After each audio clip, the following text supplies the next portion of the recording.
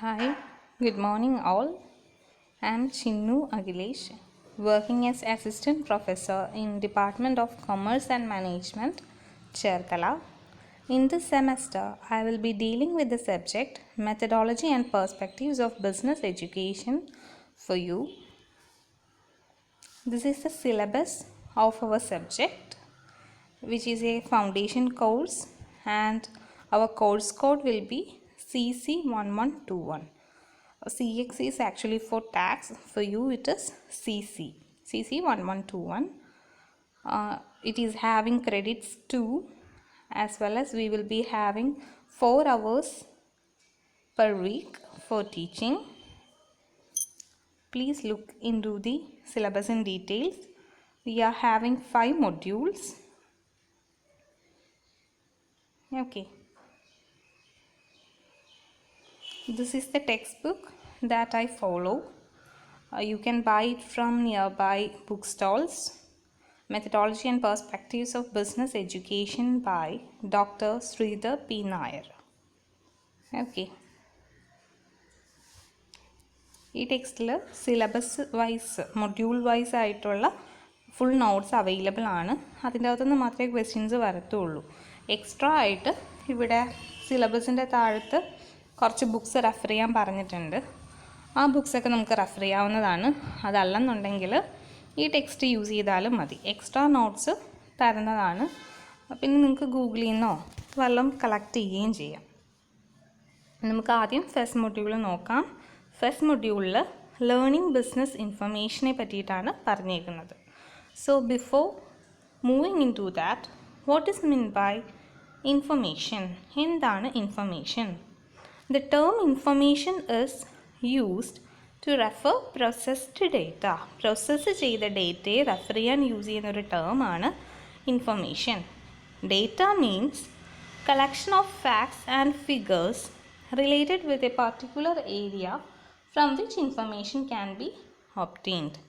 Data എന്ന് പറഞ്ഞാൽ നമുക്ക് ഇൻഫർമേഷൻ കളക്ട് ചെയ്യാൻ പറ്റുന്നൊരു പർട്ടിക്കുലർ ഏരിയയുമായി റിലേറ്റ് ചെയ്ത എന്തെങ്കിലും ഫാക്റ്റുകളുടെ അല്ലെങ്കിൽ എന്തെങ്കിലും ഫിഗേഴ്സിൻ്റെ വാല്യൂസിൻ്റെയൊക്കെ ഒരു കളക്ഷനെയാണ് ഡേറ്റ എന്ന് പറയുന്നത്. ഓക്കെ, ഒരു എക്സാമ്പിൾ പറയാനാണെങ്കിൽ the name of A business enterprise is data. ഏതെങ്കിലും ഒരു ബിസിനസ് സ്ഥാപനത്തിൻ്റെ പേര് എന്ന് പറയുന്നത് ഒരു ഡേറ്റയാണ്. ഇനി അവർ ഓഫർ ചെയ്യുന്ന പ്രോഡക്റ്റും സർവീസും അവിടുത്തെ ഇൻഫർമേഷനാണ്.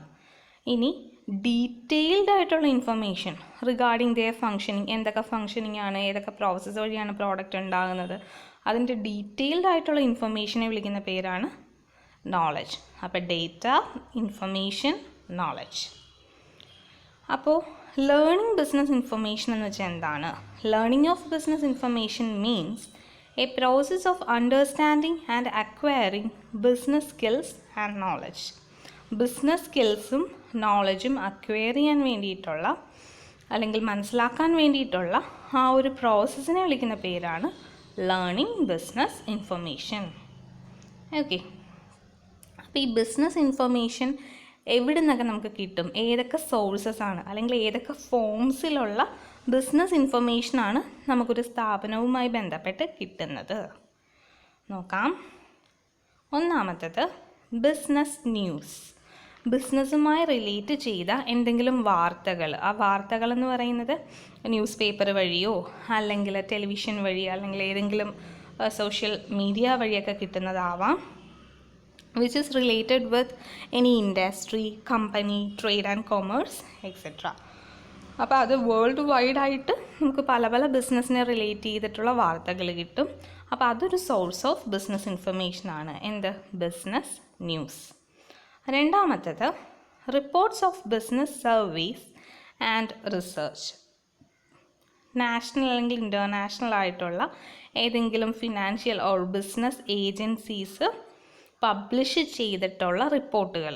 ആ റിപ്പോർട്ടിൽ നിന്നും നമുക്ക് ബിസിനസ് റിഗാർഡിംഗ് ആയിട്ടുള്ള ഇൻഫർമേഷൻസ് കിട്ടും. ദെൻ മൂന്നാമത്തെ സോഴ്സ് എന്ന് പറയുന്നത് financial statements and reports of business.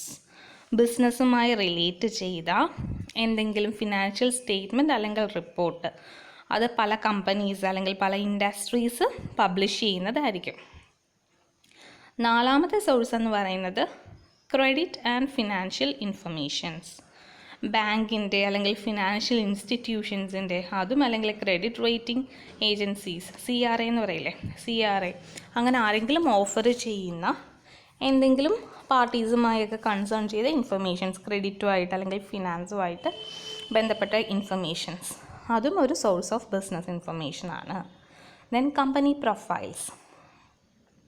Almost എല്ലാ നല്ല കമ്പനിക്കും സ്വന്തമായ ഒരു കമ്പനി പ്രൊഫൈൽസ് കാണും. ഇപ്പം നിങ്ങൾ ഇൻ്റർവ്യൂവിനൊക്കെ പോകുമ്പം ഇൻഡിവിജ്വൽ പ്രൊഫൈൽസ് ഉണ്ടാക്കില്ലേ, CV, കരിക്കുലം വീറ്റ, അല്ലെങ്കിൽ റെസ്യൂമേ എന്നൊക്കെ പറയില്ലേ, അതുപോലെ കമ്പനിക്കും ഒരു കമ്പനി പ്രൊഫൈൽ കാണും. ആ കമ്പനി പ്രൊഫൈലിൽ ആ ഓർഗനൈസേഷനുമായിട്ട് റിലേറ്റ് ചെയ്ത എല്ലാ ഡീറ്റെയിൽസും, അവിടുത്തെ പെർഫോമൻസിൻ്റെ ഡീറ്റെയിൽസ്, അവിടുത്തെ റിവ്യൂസ്, ഡെസിഷൻ മേക്കിംഗ്, അങ്ങനെ എല്ലാ ഡീറ്റെയിൽസും അവൈലബിൾ ആയിരിക്കും. അപ്പോൾ കമ്പനി പ്രൊഫൈൽ വഴി നമുക്കൊരു ബിസിനസ്സിനെ പറ്റി പഠിക്കാൻ പറ്റും. അപ്പോൾ അതൊരു ബിസിനസ് ഇൻഫർമേഷൻ്റെ സോഴ്സാണ്. And finally industry, country and economic analysis. Government ഡിപ്പാർട്ട്മെൻറ്റ്സോ അല്ലെങ്കിൽ നോൺ ഗവൺമെൻറ് ഡിപ്പാർട്ട്മെൻറ്റ്സ്, അതും അല്ലെങ്കിൽ ഏജൻസീസ് അല്ലെങ്കിൽ റിസർച്ചേഴ്സൊക്കെ ചില സ്റ്റഡീസ് കണ്ടക്ട് ചെയ്ത് അവരൊരു റിപ്പോർട്ട് പബ്ലിഷ് ചെയ്യും. ആ പബ്ലിഷ് ചെയ്യുന്ന റിപ്പോർട്ടിൽ നിന്നും നമുക്ക് ബിസിനസ്സുമായി അല്ലെങ്കിൽ എക്കണോമിയായിട്ട് ബന്ധപ്പെട്ട പല ഇൻഫർമേഷൻസും ലഭിക്കും. So it is also A valuable source of information. ഇത്രയുമാണ് സോഴ്സസ് അല്ലെങ്കിൽ forms of business information. Hope it is clear for you. The second topic that we cover today is types of business learning programs. ഈ business learning ഏതൊക്കെ മാർഗത്തിലൂടെ നമുക്ക് ചെയ്യാം അല്ലെങ്കിൽ ഏതൊക്കെ ടൈപ്പിലുണ്ട്? മെയിനായിട്ട് 4 എണ്ണമാണുള്ളത്. Business education program, business training programs, business development programs, as well as business research. Okay, business education program, training program, development program, and finally research. ഇങ്ങനെ 4 എണ്ണമാണുള്ളത്. അതിൽ ആദ്യത്തേത് ബിസിനസ് എഡ്യൂക്കേഷൻ പ്രോഗ്രാംസ്. ഇതൊരു ഫോർമൽ ലേണിംഗ് പ്രോഗ്രാമാണ്. ബിസിനസ്സുമായി ബന്ധപ്പെട്ട ബിസിനസ് സ്റ്റഡീസ് ഓഫർ ചെയ്യുന്ന കുറേ കോഴ്സുകളുണ്ട് from different universities, colleges and all. ഇപ്പോൾ നിങ്ങളിപ്പോൾ പഠിക്കുന്ന കോഴ്സ് തന്നെ ബികോമിൽ കുറച്ച് ഡീറ്റെയിൽസ് ഇല്ലേ ബിസിനസ്സുമായി റിലേറ്റ് ചെയ്ത്. അപ്പോൾ ഈ ഒരു കോഴ്സ് പഠിക്കുന്നത് വെച്ച് നിങ്ങൾക്ക് അതിൻ്റെ ഇൻഫർമേഷൻ കിട്ടുന്നു.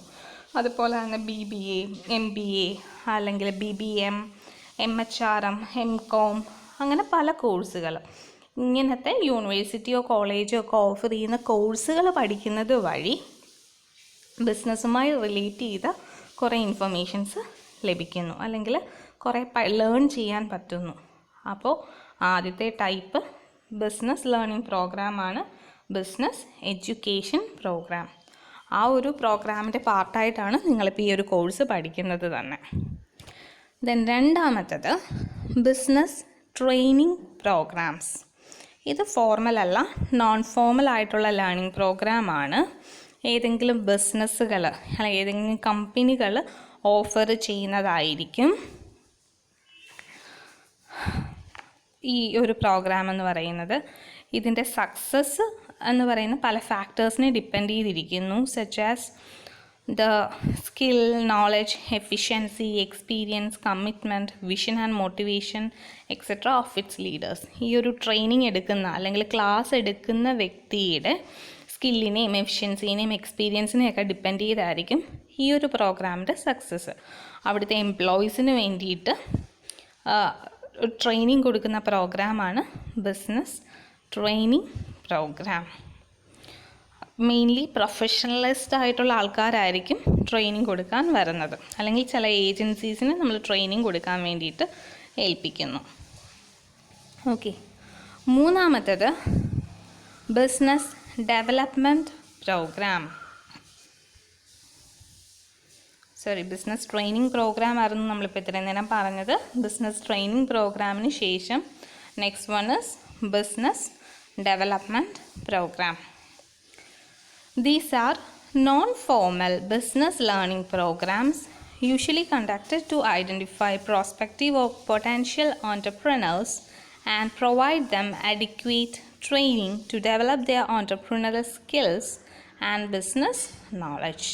ഇതും നോൺ ഫോമൽ ബിസിനസ് ലേണിംഗ് പ്രോഗ്രാമാണ്. ഇത് പൊതുവേ യൂസ് ചെയ്യുന്നത് പൊട്ടൻഷ്യൽ ആയിട്ടുള്ള ഓൺട്രപ്രണേഴ്സിനെ കണ്ടുപിടിക്കാനും അവർക്ക് ട്രെയിനിങ് കൊടുത്ത് സ്കില്ല് ഡെവലപ്പ് ചെയ്യാനുമാണ്. ഓൺട്രപ്രണേഴ്സ് എന്താ, ആരാ? സ്വന്തമായി ഒരു ബിസിനസ് സ്റ്റാർട്ട് ചെയ്ത് കുറച്ച് പേർക്ക് ജോലി കൊടുക്കുന്ന രീതിയിലുള്ളൊരു സംരംഭം തുടങ്ങുന്ന വ്യക്തിയെ വിളിക്കുന്ന പേരാണ് ഓൺട്രപ്രണർ, അല്ലേ? അപ്പോൾ അങ്ങനെയുള്ള ആൾക്കാർക്ക് പുതിയൊരു ബിസിനസ് ഡെവലപ്പ് ചെയ്യാൻ വേണ്ടിയിട്ട് ട്രെയിനിങ് കൊടുക്കുന്നു, അല്ലെങ്കിൽ ക്ലാസ് എടുത്ത് കൊടുക്കുന്നു. ആ പ്രോഗ്രാമാണ് ബിസിനസ് ഡെവലപ്മെൻറ്റ് പ്രോഗ്രാം. ഇതിനെ വേറൊരു പേരിലും അറിയപ്പെടാറുണ്ട്, EDP എന്ന് പറയാറുണ്ട്, ഓൺട്രപ്രണർഷിപ്പ് ഡെവലപ്മെൻറ്റ് പ്രോഗ്രാം എന്നും പറയാറുണ്ട്. ഓക്കെ, അപ്പോൾ ഈ ഒരു പ്രോഗ്രാമിൽ ഓരോ ഓൺട്രപ്രണേഴ്സിനും പുതിയ കുറേ ഏരിയാസ് നമ്മൾ പറഞ്ഞു കൊടുക്കുന്നു. ആ ഏരിയയിൽ പോയാൽ കുറച്ചുകൂടെ ശോഭിക്കാൻ പറ്റും, അല്ലെങ്കിൽ ഇന്ന സെക്ടറിൽ ഇന്ന രീതിയിൽ പോയാൽ ബിസിനസ് കുറച്ചുകൂടെ ഹൈ ലെവലിലാകാം എന്നൊക്കെ പറഞ്ഞ് അവരെ നമ്മൾ മോട്ടിവേറ്റ് ചെയ്ത് അവരെ ആ ഒരു പാതയിലോട്ട് നയിക്കുന്ന പ്രോഗ്രാമാണ് EDP അഥവാ ബിസിനസ് ഡെവലപ്മെൻറ്റ് പ്രോഗ്രാം.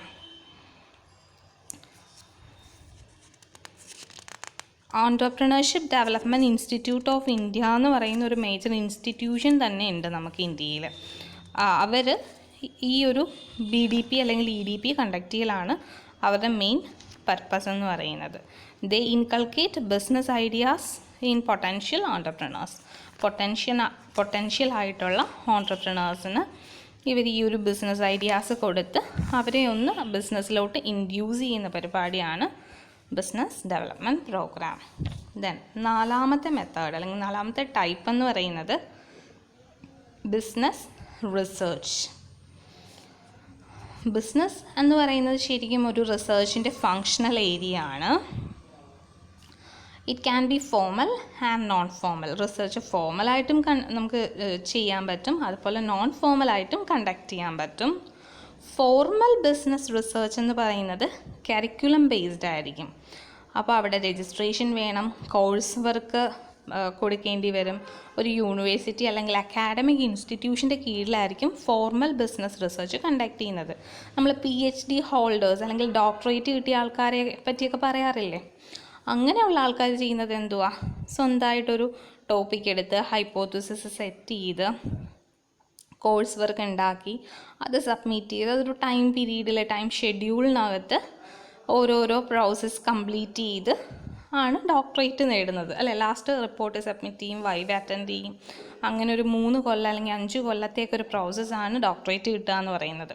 അപ്പോൾ അതുപോലെയുള്ളൊരു ഫോർമലായിട്ടുള്ള റിസർച്ച് ഉണ്ട്. ദെൻ രണ്ടാമതുള്ളത് non formal business research.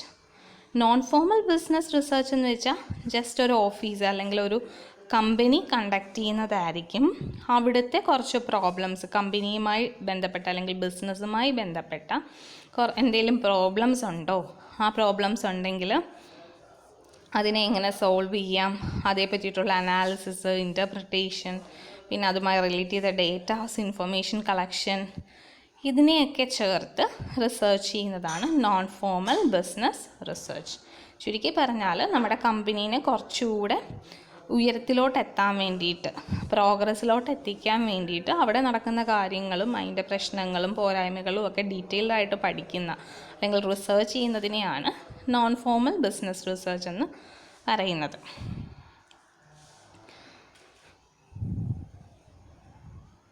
Okay, business റിസർച്ചും ഡെസിഷൻ മേക്കിങ്ങുമായിട്ട് നല്ലൊരു ബന്ധമുണ്ട്. കാര്യം എന്തെങ്കിലും ഒരു റിസർച്ച് ചെയ്ത് അല്ലെങ്കിൽ അതിൻ്റെ ഒരു ഫൈനലൈസേഷൻ കിട്ടിയതിന് ശേഷം മാത്രമായിരിക്കും നമ്മൾ തീരുമാനങ്ങൾ എടുക്കുന്നത്, ഡെസിഷൻ മേക്കിംഗ് എടുക്കുന്നത്. ഒരു ഡെസിഷൻ മേക്കിംഗ് പ്രോസസ്സിൽ മെയിനായിട്ട് 4 ഇഷ്യൂസാണ് വരാറുള്ളത്. ഒന്നാമത്തത് ഐഡൻറ്റിഫിക്കേഷൻ ഓഫ് ഓപ്പർച്യൂണിറ്റീസ് കറക്റ്റായിട്ട് ഐഡൻറ്റിഫൈ ചെയ്യണം. രണ്ടാമത്തത് ഇവാലുവേഷൻ ഓഫ് ഓപ്പർച്യൂണിറ്റീസ്, ഐഡൻറ്റിഫൈ ചെയ്ത ഓപ്പർച്യൂണിറ്റീനെ ഒന്ന് വിലയിരുത്തണം, ഇവാലുവേറ്റ് ചെയ്യണം. ദെൻ കുറേ അധികം ചോയ്സുകൾ നമുക്കുണ്ടായിരിക്കും, അല്ലെങ്കിൽ കുറേ ഓപ്ഷൻസ് ഉണ്ടാവും. അതിൽ നിന്നും ഏറ്റവും ബെസ്റ്റായിട്ടുള്ള ചോയ്സ് സെലക്ട് ചെയ്യുക, choice of best opportunity. And finally review of results of decision. Last എന്ത് ചെയ്യണം? നമ്മുടെ ഡെസിഷൻ എന്താണോ അതിൻ്റെ റിസൾട്ട് ഒന്ന് റിവ്യൂ ചെയ്യുക.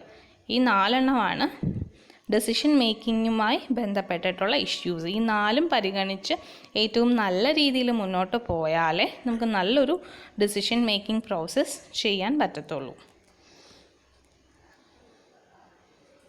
ഇതൊക്കെയാണ് ബിസിനസ് റിസർച്ചുമായിട്ട് ബന്ധപ്പെട്ടുള്ള കാര്യങ്ങൾ.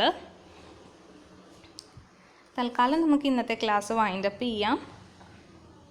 ഓക്കെ, ഈ പറഞ്ഞ text methodology and perspectives of business education എന്ന ടെക്സ്റ്റ് എല്ലാവരും വാങ്ങിയാൽ നല്ലതായിരിക്കും. അങ്ങനെയാണെങ്കിൽ കൂടുതൽ നോട്ട് എഴുതണ്ട, അത്യാവശ്യമുള്ള കുറച്ച് പോർഷൻസ് മാത്രം നമുക്ക് എഴുതി പോയാൽ മതി. അതല്ലെങ്കിൽ ഫുൾ നോട്ട്സ് നിങ്ങൾ നോട്ട്ബുക്കിലോട്ട് കവർ ചെയ്യേണ്ടി വരും. ഇത് ഒരു പ്യുവർലി തിയറി സബ്ജക്റ്റാണ്, പ്രോബ്ലംസ് ഒന്നും ഇല്ല. അപ്പോൾ അതുകൊണ്ട് തന്നെ ടെക്സ്റ്റ് ഉള്ളതായിരിക്കും കൂടുതൽ ബെറ്റർ. അപ്പോൾ ഇന്ന് പഠിപ്പിച്ച അത്രയും ടോപ്പിക്ക് നിങ്ങളൊന്ന് നോട്ടിലോട്ട് നോട്ട് ഡൗൺ ചെയ്യുക. എന്നിട്ടത് വാട്സപ്പ് ഗ്രൂപ്പിൽ സബ്മിറ്റ് ചെയ്യണം. ഫുൾ എഴുതുക. ഈ ടെക്സ്റ്റ് ഇപ്പം നമ്മൾ കണ്ട പോർഷൻസ് ഫുൾ എഴുതണമെന്നില്ല. പകരം ഇപ്പോൾ മൊഡ്യൂൾ 1 എന്ന് കൊടുക്കുക. അതുപോലെ സിലബസ് ഫുൾ എഴുതി വെക്കണം എന്ന് ഞാൻ പറയുന്നില്ല. ഒന്നെങ്കിൽ സിലബസിൻ്റെ പ്രിൻ്റ് ഔട്ട് എടുത്തൊന്ന് ഒട്ടിച്ചാൽ മതി. അതല്ലെങ്കിൽ ഫസ്റ്റ് മൊഡ്യൂൾ തുടങ്ങുന്നതിന് മുന്നേ ഫസ്റ്റ് മൊഡ്യൂളിൻ്റെ മാത്രം സിലബസ് എഴുതി വയ്ക്കുക. ഏറ്റവും ഫ്രണ്ട് പേജിൽ കാണിച്ചില്ലേ സിലബസ്, അതിൽ മൊഡ്യൂൾ 1 സിലബസ് മാത്രം എഴുതുക. ആക്ച്വലി ആ മൊഡ്യൂളിൽ പറയുന്ന ഡീറ്റെയിൽസാണ് നമ്മൾ പഠിക്കുന്നത്. ഓക്കെ, ഈ ചാപ്റ്റർ നിങ്ങൾ പണ്ടൊക്കെ പഠിച്ചപ്പോൾ ചാപ്റ്റർ എന്നൊക്കെ ആയിരിക്കും പഠിക്കുന്നത്. ചാപ്റ്റർ, അതുപോലെ ചാപ്റ്റർ എന്ന് പറഞ്ഞാൽ നമ്മളിവിടെ യൂസ് ചെയ്യുന്നതാണ് മൊഡ്യൂൾ. ഓരോ മൊഡ്യൂളിലും കുറേ ചാപ്റ്റേഴ്സ് കാണും. അപ്പോൾ ഇവിടെ നോട്ട് എഴുതുമ്പോൾ മൊഡ്യൂൾ 1 അതിൻ്റെ സിലബസ് കൊടുക്കുക. Then heading learning business information, അതുമായി ബന്ധപ്പെട്ട വളരെ കുറച്ച് കാര്യങ്ങൾ, ചെറിയൊരു പാരഗ്രാഫ് എഴുതിയാൽ മതി, ഫുൾ എഴുതണ്ട. പിന്നെ അടുത്ത ഹെഡിങ് കൊടുക്കുക, forms or sources of business information.